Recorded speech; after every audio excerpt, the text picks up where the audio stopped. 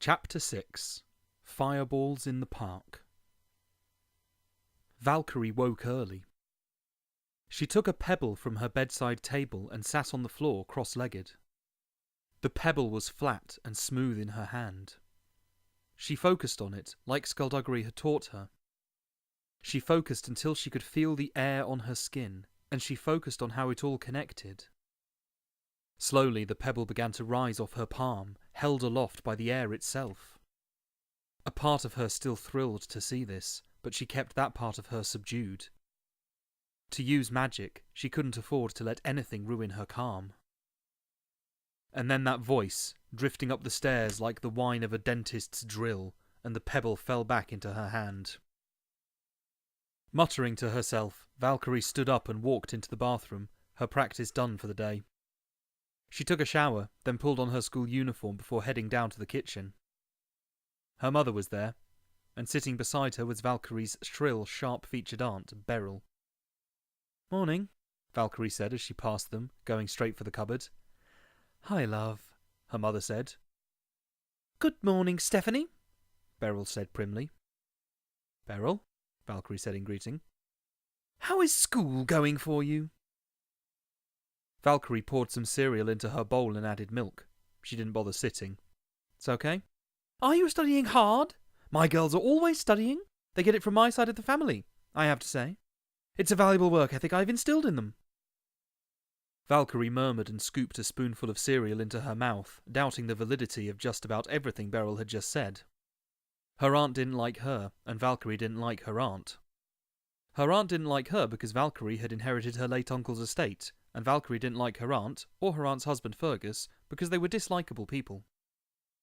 Her father came in, dressed in smart trousers, vest, and a tie around his bare neck.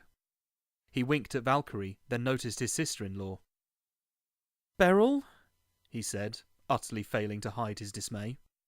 "Desmond, good morning."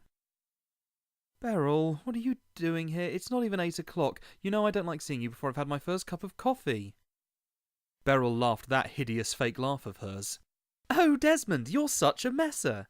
I'm just here to talk to Melissa, that's all. We've got a lot to organise for tomorrow night." "Oh, dear God, the family reunion thing." "It'll be wonderful."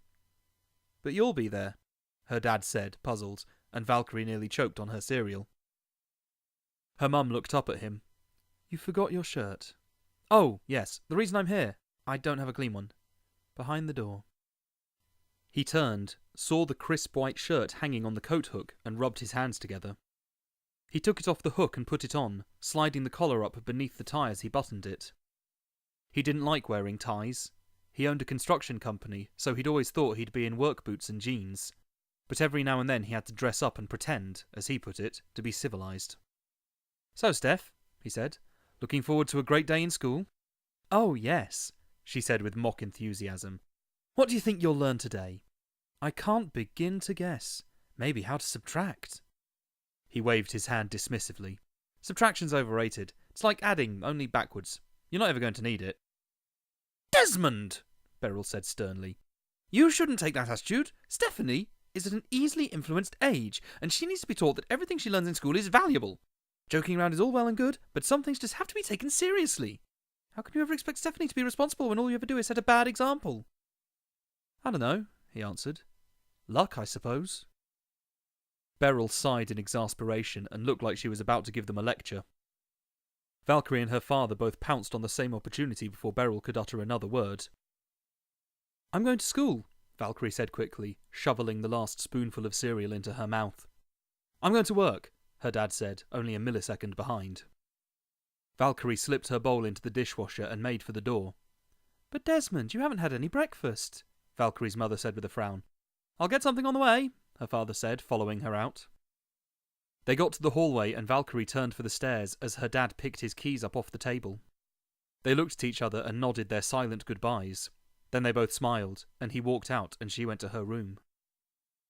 Not for the first time, she wondered how her father would react if he knew that the family legends were true, that they were descended from the ancients, that his grandfather and his late brother had been right. But she didn't tell him. If he knew the truth, he'd try and stop her from going out every day, try to protect her from people like Serpine and Vengeance, and whoever else wanted to kill her.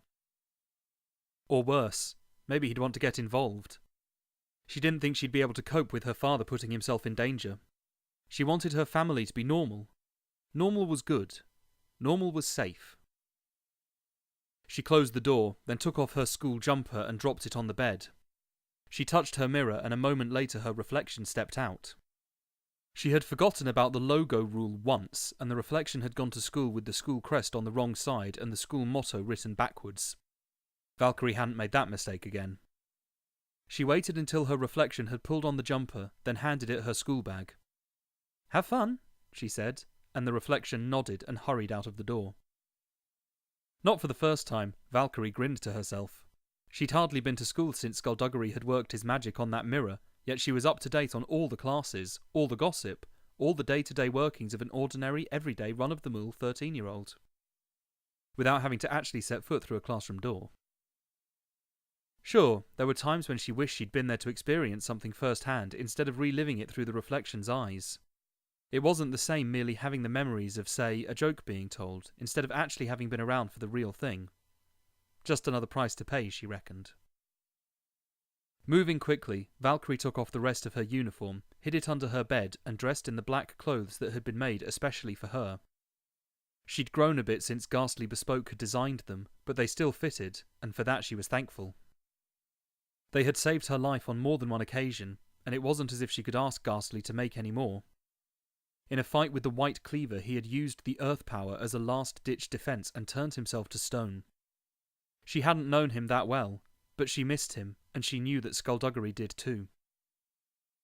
She slipped into her coat and opened the window. She breathed deep and slow. Checking to make sure she wasn't being watched, she climbed out onto the sill and paused there for a moment, focusing her mind. Then she slipped off the edge, displacing the air beneath her to slow her descent.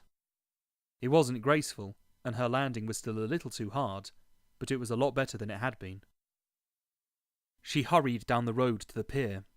When she was younger, she used to join her friends there. They used to sprint for the edge and leap as far as they could over the rocks right below them, splashing down into the sparkling water.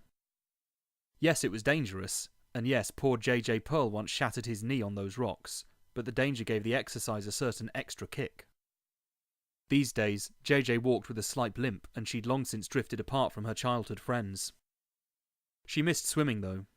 She didn't get to do a whole lot of that now.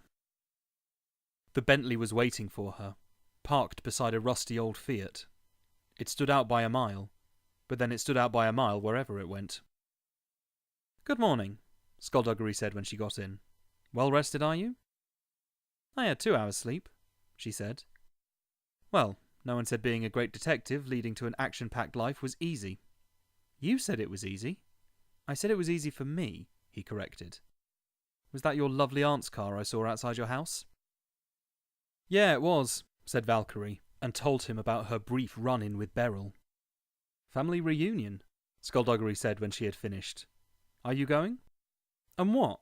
Leave you to stop the bad guys without me? No way. I'll send the reflection in my place, thank you very much." "A reunion might be fun." "Right, fun, because I have so much fun with that side of the family. I wouldn't mind so much if it was Mum's side. I have a laugh with them. Dad's side is just weird, you know?" "I do. Gordon spoke of them often. Never forget, however, that you're weird too." She glared at him. "I'm not weird like that. I'm good weird. I'm cool weird." "Yeah," he said doubtfully. "Yes, you are." "Shut up. But anyway, all of Dad's cousins will be there, with their families, people I hardly know, and of course Beryl and Ferguson the Toxic Twins, and it's pretty much going to be horrible, so there's no way in hell that I'm going." "Well, that's good enough for me." Skulduggery started the engine, and Valkyrie sat low in her seat as he pulled out onto the road and started driving.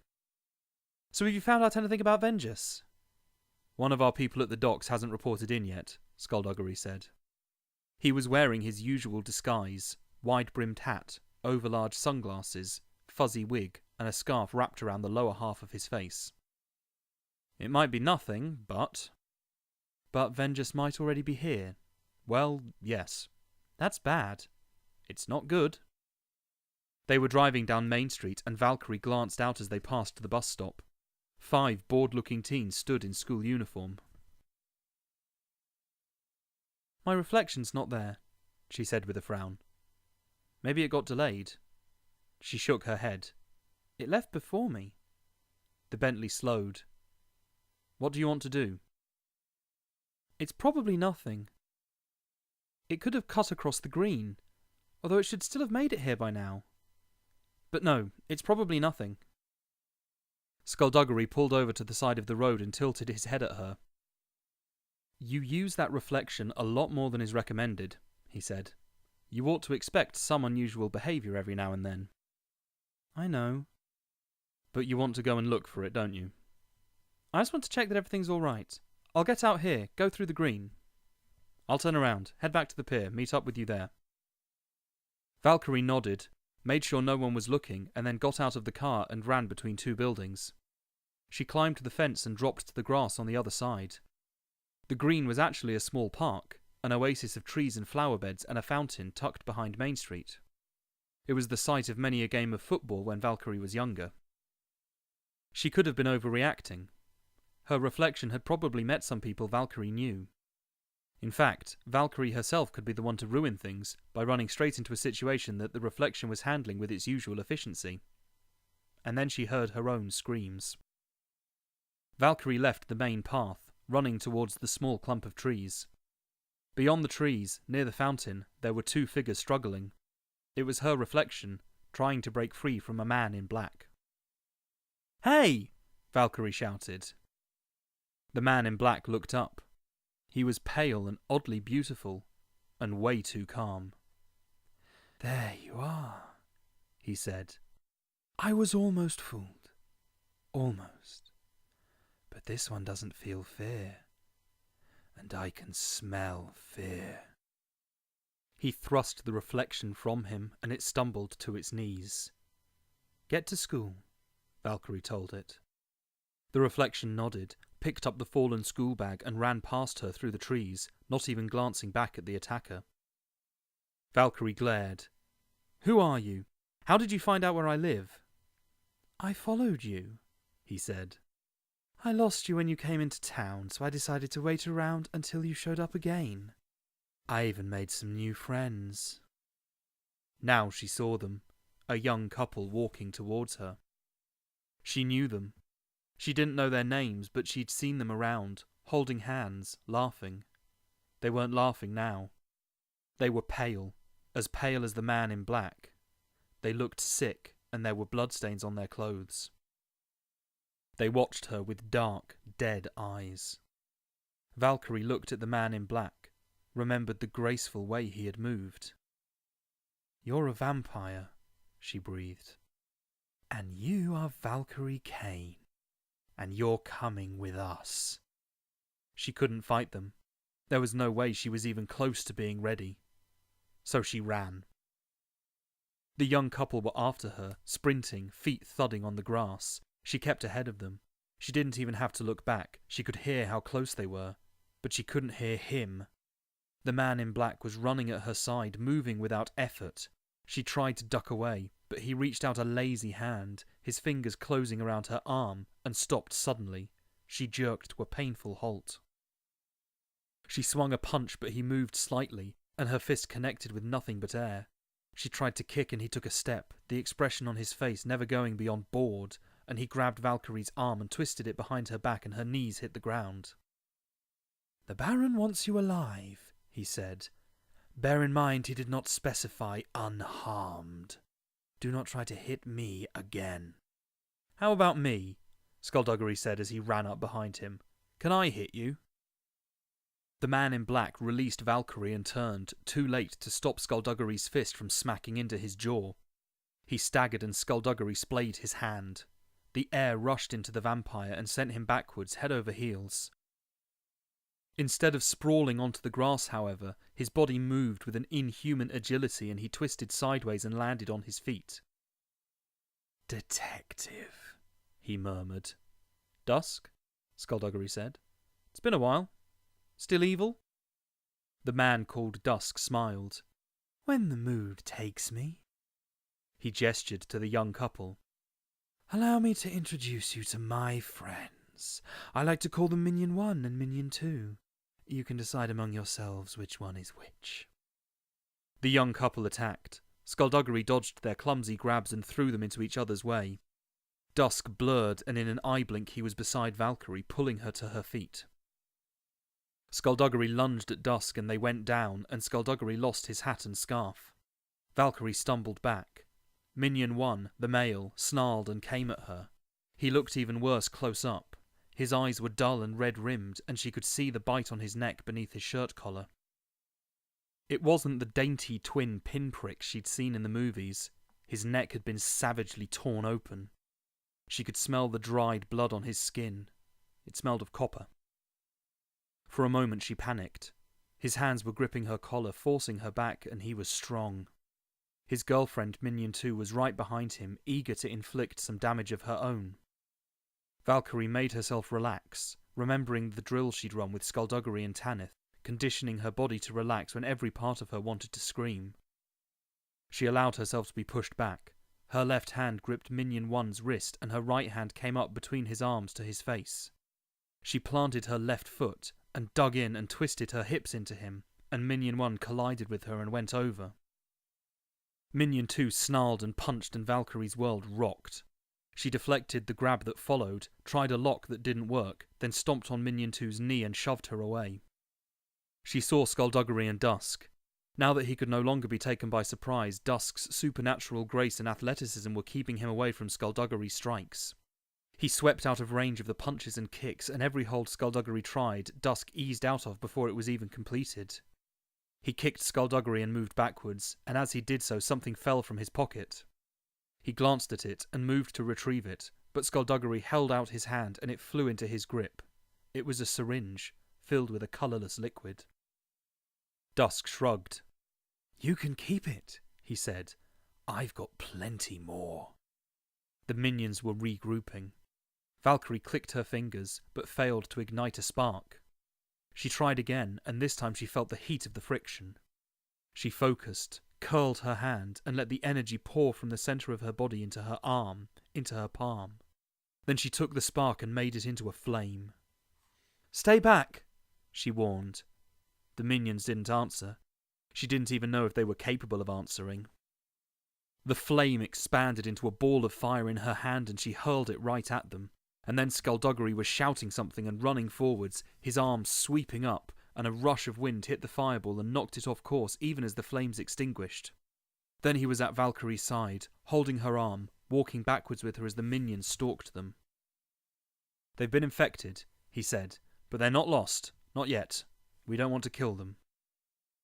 Dusk strolled after them. "It's not their fault I chose them after all." Skulduggery glanced at her.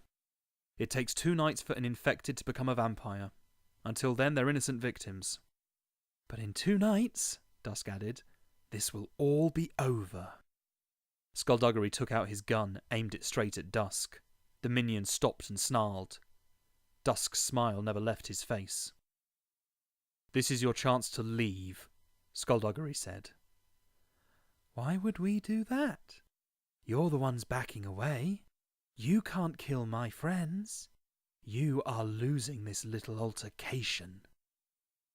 Skulduggery thumbed back the revolver's hammer. "I said we don't want to kill them. I didn't say we won't."